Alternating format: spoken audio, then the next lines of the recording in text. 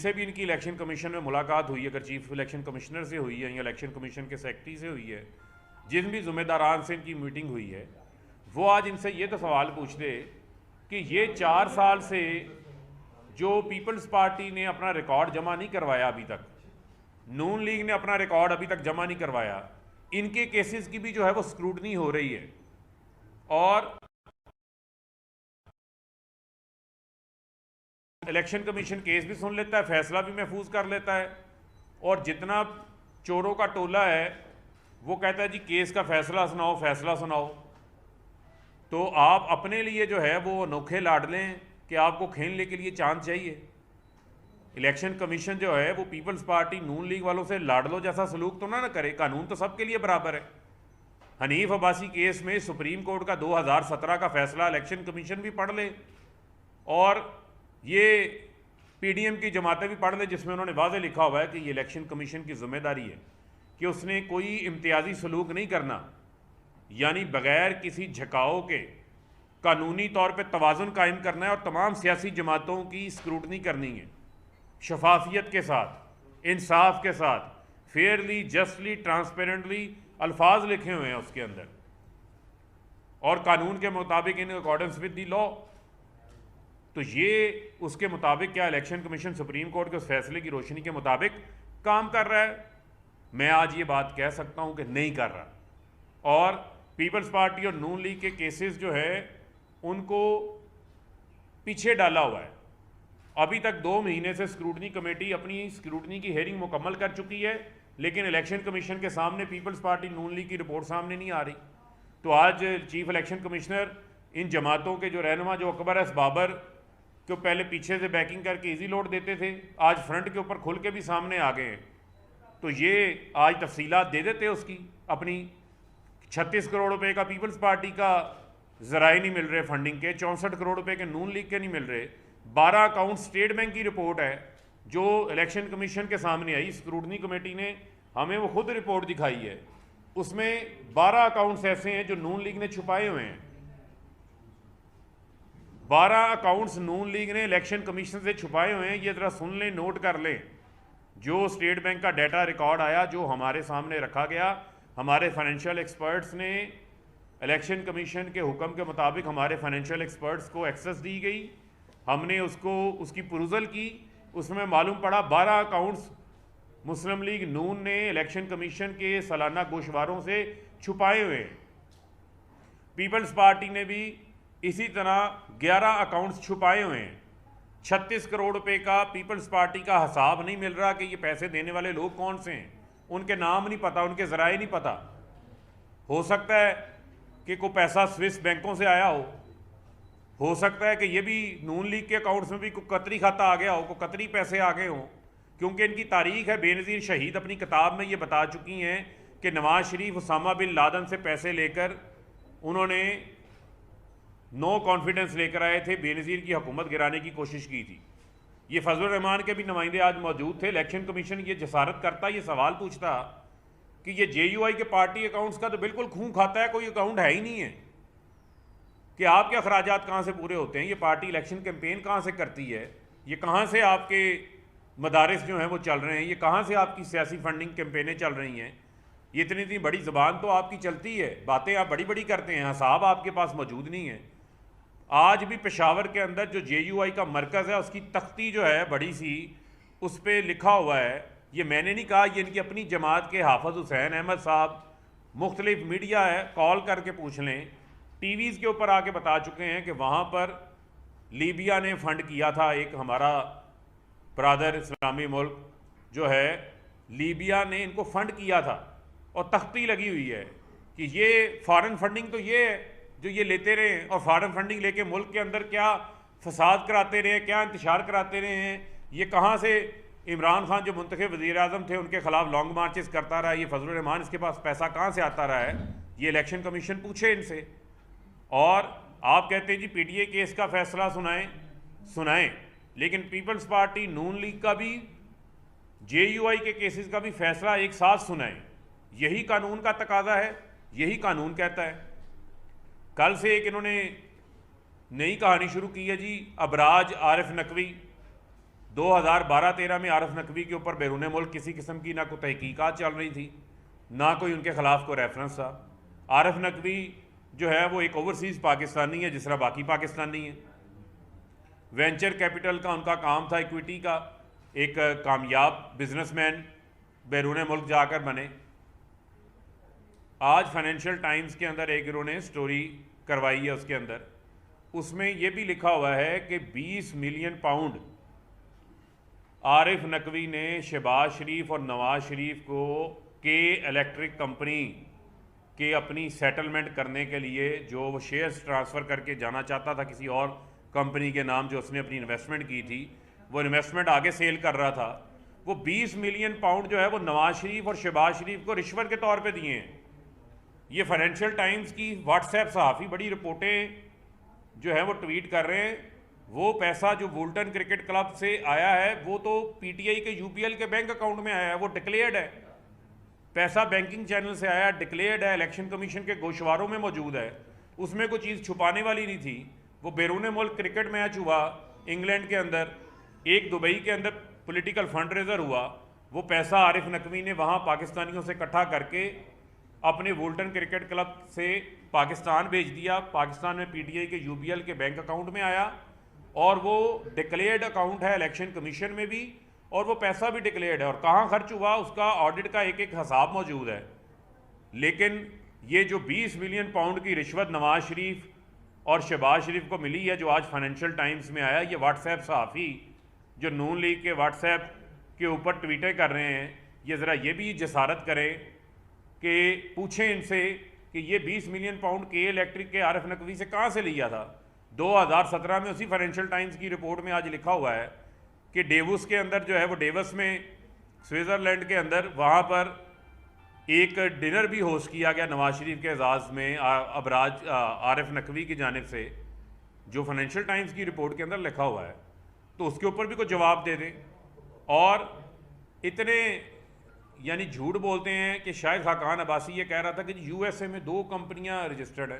भाई अगर आपने कानून नहीं पढ़ा, फारा का फॉरेन एजेंट रजिस्ट्रेशन एक्ट, ये तमाम चीज़ें हम इलेक्शन कमीशन को बता चुके हैं, अपना केस पेश कर चुके हैं, लेकिन जब ये मीडिया ट्रायल करते हैं तो फिर चीज़ें बतानी पड़ती हैं कि यूएसए के अंदर हमारी जो कानून है 9/11 के बाद, अगर आपने आकर यूएसए में किसी किस्म की कोई पॉलिटिकल लॉबी करनी है, कोई पॉलिटिकल कन्विंसिंग करनी है, या अपने डायस्पोरा को जो आपके बैरून मुल्क पाकिस्तानी वहाँ पे रहते हैं उनको आपने मोबिलाइज़ करना है, एंगेज करना है, फंड रेजिंग करनी है, पॉलिटिकल लॉबी करनी है, तो आपको अपने आप को फॉरेन एजेंट रजिस्ट्रेशन एक्ट के तहत, फारा के तहत अपने आप को रजिस्टर्ड करवाना पड़ता है।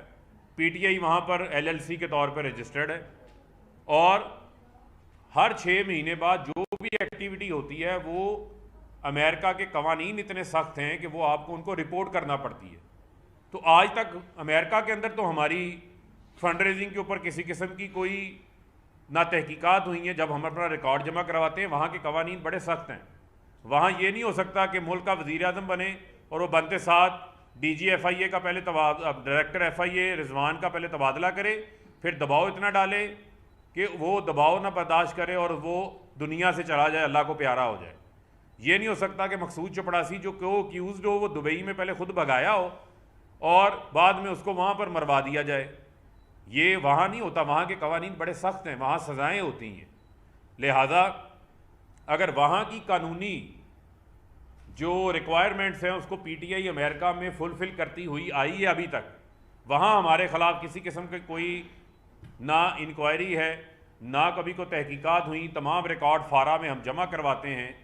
वहाँ की जो तहकीकाती एजेंसीज़ हैं वो बहुत स्ट्रिक्ट मेकनिज़म्स हैं वहाँ पर। 9/11 की दहशतगर्दी के वाक़े के बाद उन्होंने अपने कवानीन बड़े सख्त किए हैं, तो वहाँ पर कोई एतराज़ नहीं। और वहाँ से जो आने वाला पैसा है वो बैंकिंग चैनल से आया है, लिजिटिमेट पैसा है। वहाँ से भेजने वाले जो लोग हैं उनके एफिडेविट्स मौजूद है, और आरिफ नकवी ने भी अपना एफिडेविट इलेक्शन कमीशन में जमा करवाया है ये वुल्टन क्रिकेट क्लब से कि उसने ये तमाम पैसा पाकिस्तानियों से जमा किया है और लेजिटिमेट ज़राए से जमा किया है। तो उसके ऊपर इनका एतराज़ नहीं बनता। लेकिन जो मैं आज चैलेंज इनको करने जा रहा हूँ, ये ज़रा जुर्रत करे, ये नलाइक आज़म शहबाज शरीफ ये जुर्रत करे आसिफ अली जरदारी, मिस्टर 10%, और ये पर्ची चेयरमैन बिलावल और ये मरियम जो ट्वीट्स बड़ी करती हैं, बयानात बड़े देते हैं, आएँ और अब रिकॉर्ड रखें आप मीडिया के सामने भी। मैं आज आपको चैलेंज करता हूँ और ऐसा करें कि आप अपनी मर्ज़ी के 3 फाइनेंशियल एक्सपर्ट्स ले आएँ और 3 फाइनेंशियल एक्सपर्ट्स ऑडिटर्स हम ले आते हैं, आपके पीटीआई के अकाउंट्स की जांच पड़ताल कर लें और हमारे आपके कर लेते हैं, या आप कोई भी इंडिपेंडेंट किसी थर्ड पार्टी को ले आए सामने जिसके ऊपर किसी को एतराज़ ना हो, दुनिया की टॉप ऑडिटर कंपनीज ले आए, वो पीटीआई के अकाउंट्स को भी जांच पड़ताल कर ले, आपके अकाउंट्स की भी जांच पड़ताल कर ले। अब मैंने भागने नहीं देना इस चैलेंज से आपको, और मैं मीडिया को भी कहूँगा कि ये बार बार ये आए रोज़ का खेल जो है वो बंद होना चाहिए। अब आप इनसे ये सवाल पूछें कि ये चैलेंज जो है ये इनको कबूल है या नहीं कबूल। टॉप रेटेड ऑडिटेड फर्म होगी, इंडिपेंडेंट, छोड़ दें 3 नाम उनके हमारे, वो पीटीआई के अकाउंट्स की भी जांच पड़ताल करे, इनके अकाउंट्स की भी जांच पड़ताल करे। दूध का दूध पानी का पानी हो जाएगा। पता चलेगा कि शुजात अजीम जो हैं वो 5 करोड़ रुपया नून लीग के अकाउंट में डालते हैं और साथ ही जो है वो उनको मशीर हवाबाजी बना दिया जाता है, और पता चलता है जी 10 करोड़ तो मियाँ साहब ਨੂੰ फलाना बंदा हाथ च फड़ा के चला गया सी। यानी कि इनके जो अकाउंटेंट हैं वो स्क्रूटनी कमेटी को कहते हैं कि 10 करोड़ तो मियाँ साहब को फलाना बंदा हाथ में पकड़ा के चला गया था। ये 5 करोड़ जिस बंदे ने दिया ये तो अब दुनिया में नहीं रहा, ये अल्लाह को प्यारा हो गया। पता नहीं को फरिश्ते आगे 5 करोड़ डाल गए थे इनके अकाउंट में। 10 करोड़, 5 करोड़, 20 करोड़, ये मोटी मोटी रकमें आई। अभी मैं उन रकमों का नहीं बता रहा, 20 लाख, 30 लाख, 50 लाख, ये वो रकमें हैं जो इन्होंने खुद लिख के इलेक्शन कमीशन में जमा करवाई हुई हैं, लेकिन उनके नाम नहीं बताए कि ये पैसे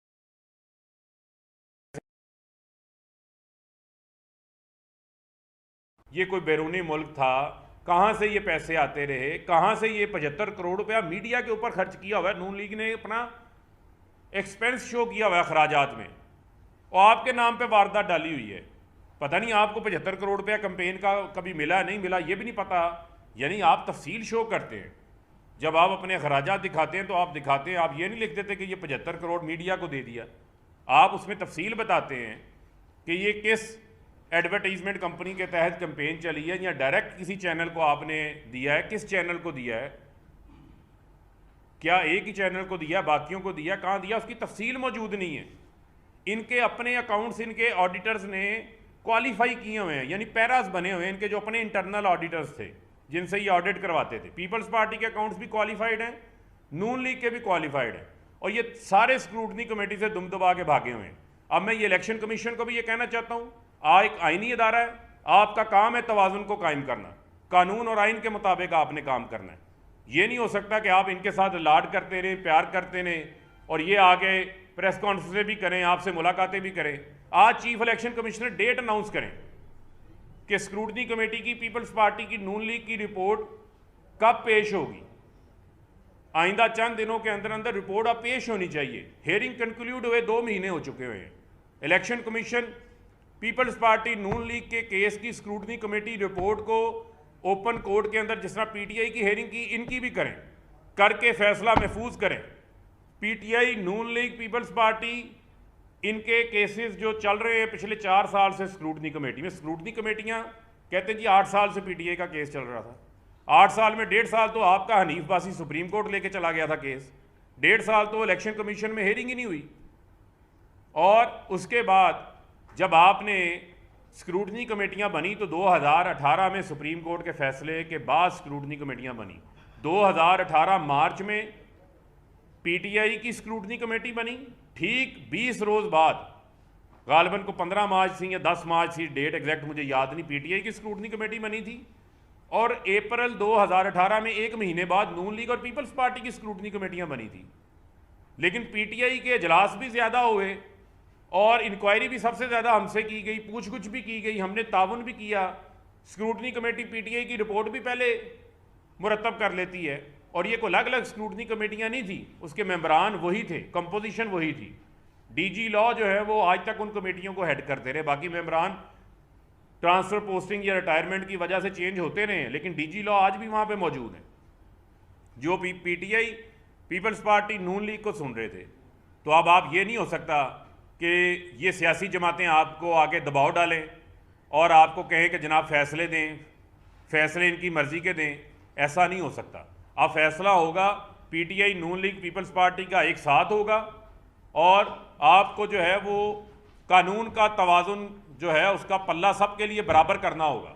ये नहीं हो सकता कि आपका झुकाव एक तरफ हो। 8 फैसले उससे पहले हम दे चुके हैं, मखसूस नशिस्तों वाला फैसला हम देख चुके हैं, वो लाहौर हाई कोर्ट से सेटिसाइड हुआ, पोलिंग एजेंटों वाला सेटिसाइड हुआ, ईवीएम की मुखालफत आपने की, ओवरसीज़ वोटिंग की मुखालफत आपने की, इलेक्शन सुप्रीम कोर्ट का फैसला आता है टेक्नोलॉजी इस्तेमाल करें, सेनेट के इलेक्शन में ओपन एंड ट्रेसेबल बैलेट के हवाले से आपने कहा मुमकिन नहीं है, वो आपने खिलाफ किया। अली मीन गंडापुर की कंपेन के नाम के ऊपर उसके भाई फैसल अमीन गंडापुर को नाअहल कर देते हैं, इलेक्शन से 2 दिन पहले वो इस्लामाबाद हाई कोर्ट से जाके बहाल होता है। ये फैसले बहुत सारे ऐसे मौजूद हैं जिन फैसलों की बुनियाद के ऊपर हम तनकीद जब करते हैं तो दलील के साथ तनकीद करते हैं। तो लिहाजा ये अब बड़ा अहम मामला है कि एक तवाज़ुन कायम करे। इलेक्शन कमीशन जो है वो तमाम जो सियासी जमातें हैं जिसके अंदर PMLN, पीपल्स पार्टी, PTI के केसेस का फैसला एक साथ करे। स्क्रूटनी कमेटी एक साथ बनी थी तो स्क्रूटनी कमेटी की जो रिपोर्टें आई हैं उसके ऊपर फैसला भी एक साथ करें। और फिर से मैं जो PDM के नादान दोस्त हैं मैं उनको ये मशवरा भी दे रहा हूँ कि आपने जो गड़ा खोदा था PTI के लिए उस गड़े में आप खुद गिरे हुए हैं। आपका इजी लोड अकबर बाबर तो रफू चक्कर हो गया इजी लोड लेके, लेकिन आप लोग अब उस गड़े में फंसे हुए हैं। आपको भी अपने अकाउंट्स का जो है वो हिसाब देना है।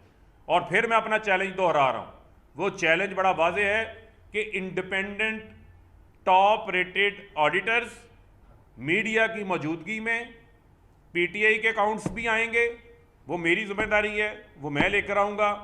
आप पीपल्स पार्टी, नून लीग, JUI और जितनी ये PDM की जमातें हैं, ये मेरा चैलेंज है इन लोगों को कि ये अपने अकाउंट्स लेकर आएँ। पता चलेगा किन लोगों